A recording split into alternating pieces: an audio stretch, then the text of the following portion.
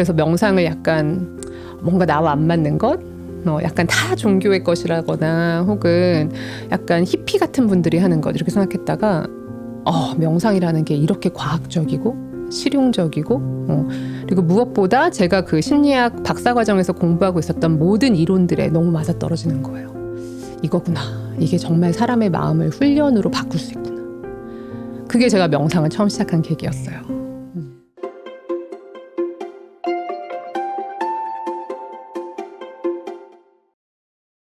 마부 여러분 안녕하세요.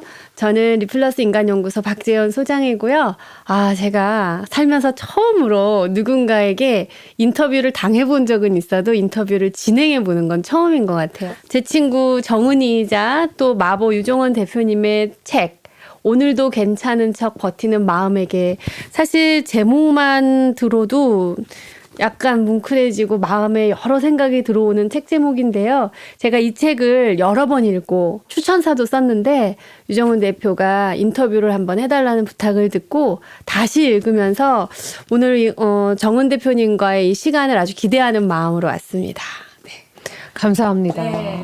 그래서 제가 첫 번째 박지원 대표의 인터뷰 2가 된다는 게 되게 떨리네요, 저도. 네. 제가 이제 이 책을 읽으면서 이제 정은님하고는 친구로서 딱 10년 됐어요. 근데 명상을 한 지는 13년.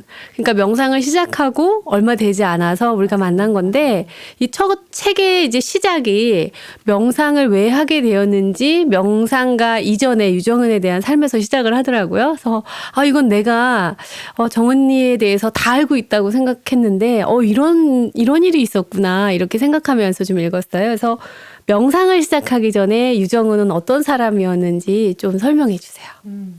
제가 농담처럼 얘기하는데 제가 지금 15년 정도 전으로 돌아가서 그때 유정은을 만난다면 나는 그 유정은을 별로 안 좋아할 것 같다고 얘기하거든요. 그 유정은하고 별로 친구가 되고 싶지 않을 것 같다고. 그래서 아마 우리가 그 전에 만났다면 우리는 이렇게 친한 친구가 되지 못했을 수도 있어요. 그러니까 그 15년 전의 유정은은 제가 지금 생각해 보건데 뭐랄까 그 자기만의 어떤 세상에 약간 갇혀 있었던 것 같고 제가 책에도 썼지만 뭔가 계속 성취하고 이루고 남들과 비교하고 그리고 약간 자의식 과대, 비대한 자의식을 가지고 있고 스스로를 깎아내리는 시작으로 네, 그랬던 것 같아요. 근데 그런 모습이 뭐 지금 완전히 다 없어지진 않았을 수 있는데 제가 이제 그 책의 시작을 왜 명상을 하기 전에 제 모습으로 썼냐면 지금 제가 와서 이제 이 책을 쓰면서 느꼈는데 그때의 내 모습이 내가 지금 이불킥 한다 그러잖아요. 약간 부끄러워지고 하는 걸 보면 내가 그 15년 전에 그때보다는 조금 그래도 지금은 뭐랄까 나아졌다는 말이 좀 이상한가? 조금은 그래도 자기 객관화가 되는 사람인가 보다. 그럼 이런 게 발전인가 보다. 이런 게 수행의 발전인가 보다라고 느꼈기 때문이에요. 그래서 그 15년 전에 저는 제가 현실을 사랑하고 다른 사람들에게 친절하고 했던 그런 모든 이야기들을 머리로만 알았던 사람이고, 그리고 뭔가 자기계발서도 되게 많이 읽었고 저도 그때 그리고 명상이라는 걸 알기 전에도 영적인 책들도 막 많이 읽었고 했었지만 그때는 아마 그 모든 것들을 가슴으로 소화하지 못하고 머리로만 알았던 시절에 저 같아요. 이 얘기를 듣다 보니까 그래도 내가 10년을 알고 있었던 정은이라는 친구로서의 경험을 대입해서 들어보니까 약간은 어쩌면 동의할 수 없는 부분도 있겠다. 왜냐면은 저 직업도 이제 대화를 훈련하고 사람들의 이야기를 많이 듣는 직업인데 저는 그렇게 공감적이거나 본투비 이런 사람은 아니라는 생각을 많이 하고 제 스스로 많이 느끼거든요. 조금 더 어떻게 보면 저는 냉정하고 그런데 내가 알던 내 친구의 정은이의 모습은 처음부터 지금까지 많은 변화가 있었던 모습을 목격한 사람이기도 하지만 한결같이 느꼈던 건 따뜻함이었었는데 그 따뜻함은 예전에도 있지 않았을까 하는 생각이 드는데요. 물론 경쟁적이고 성취적이고 자의식이 강한 모습이 다른 모습으로 변화는 되어 왔겠지만 내 친구 정은이는 어려서부터 따뜻한 사람이었을 것 같다라는 믿음이 저한테는 있었어요. 감사해요. 그렇게 저의 어떤 그런 좋은 면, 어떻게 생각하면 따뜻한 면, 분명히 우리 누구나에게나 있는 어떤 한 사람의 인간으로 봤을 때는 정말 좋고 긍정적인 면 그리고 부정적인 면이 분명히 있겠죠.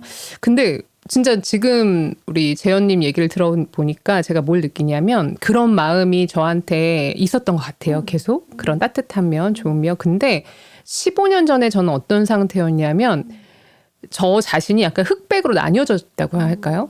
우리 그럴 때 있잖아요. 나의 못난 면과 내가 더 개발하고 싶은 면 혹은 다른 사람들한테 보여주고 싶은 면이 되게 분명하게 반반으로 갈려서 약간 아수라백작처럼 내 안에서 갈등이 되게 심했던 때. 뭐 그랬던 때인 것 같아요. 어쩌면 그 갈등 때문에 이 길로 들어올 수 있는 또 그런 순간들이 있었을 거라는 생각이 드네요.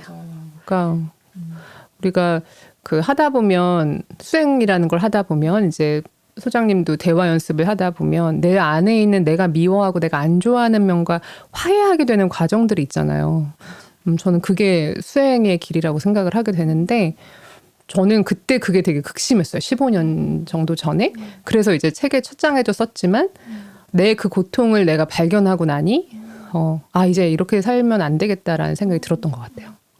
이 얘기를 듣다 보니까 정은님의 직업이 IBM이나 PwC에서 컨설팅, 아주 세계 유명한 컨설팅 회사에서 또 컨설턴트로서의 삶을 살았잖아요.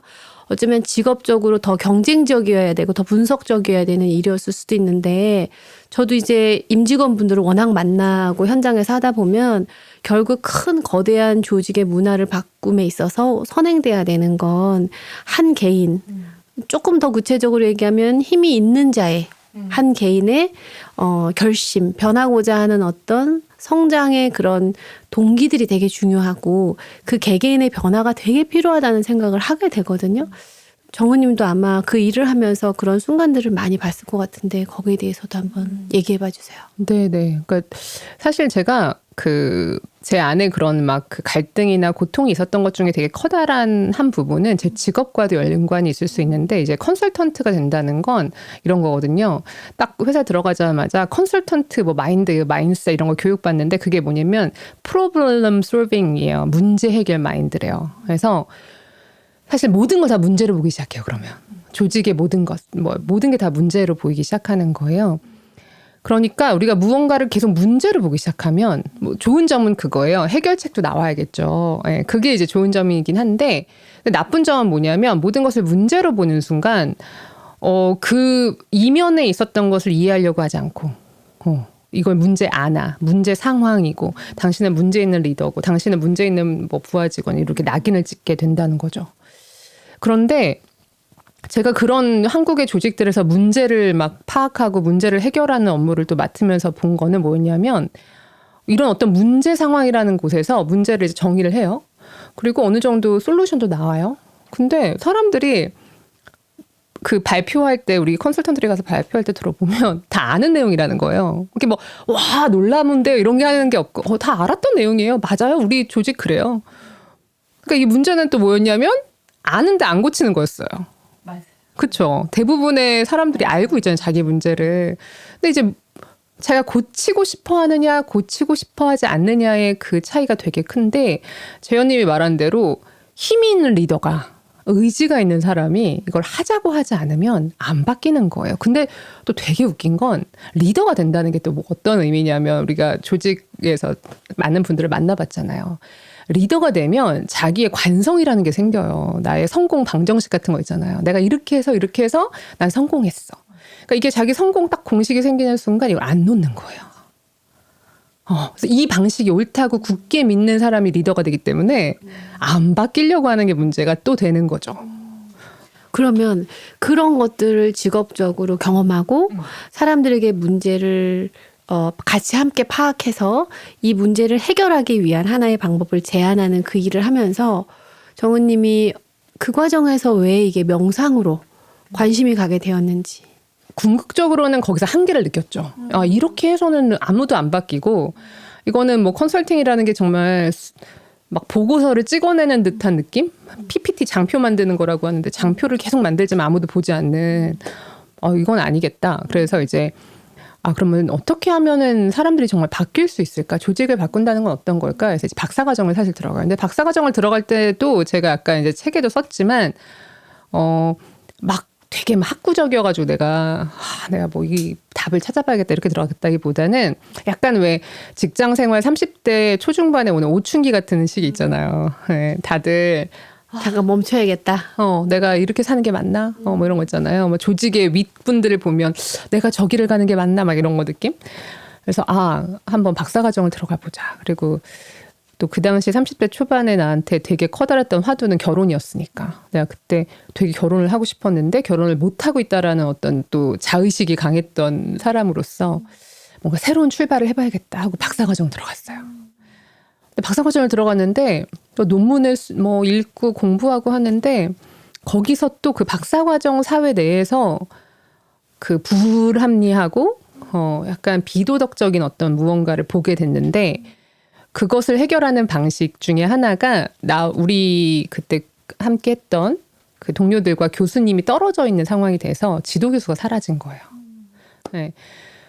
되게 황당했죠. 박사과정을 들어갔는데 지도 교수가 없어졌잖아요. 그러면서 방황하고 있을 때 사실은 명상을 만나요. 그 명상을 만났던 것도 명상을 해야겠다. 이 고통에서 이겨내기 위해서 명상해야겠다가 아니라 우연히 그냥 서점에 갔는데 여러분들이 책을 어떻게 여러분들은 읽으시는지 모르겠지만 책을 집어드는 과정이 저 되게 단순하게 지나가다가 제목 좋은 거 보면은 저는 집어들 때가 있거든요. 네. 제목이 진짜 중요해요.